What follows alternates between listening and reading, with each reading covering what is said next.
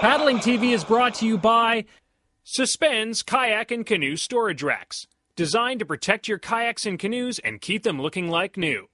Check out our 2-kayak freestanding rack for either indoor or outdoor use at suspends.com.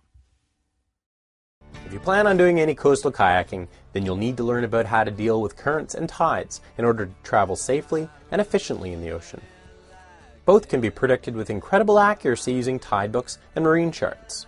When the water is rising, it's a flood tide. When it's receding, it's an ebb tide. The lull in between these two is referred to as slack tide. The high tide is the point where the water is at its highest, and the low tide, the point where the water is at its lowest, and there's roughly 6 hours between these two times. Since tides can vary so greatly, they have a huge impact on the accessibility of certain areas.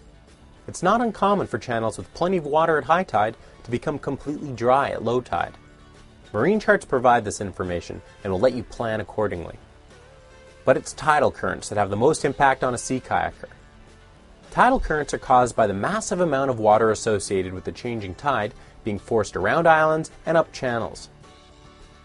When this water gets pushed through narrowed channels, you'll often get strong currents and in some cases, large rapids with towering waves and whirlpools. When choosing a route for a day trip or a multi-day trip, you need to be aware of any tidal current that you may encounter, as they can have a huge impact on your progress. Marine charts will again let you identify them, and then a tide chart will let you know the exact time and strength of the tide at any location. It's important to note that even if you have slack tide on the coast, a few miles inland, the tide may still be moving. To make the most progress, you'll of course want to time things so that you're paddling with the current.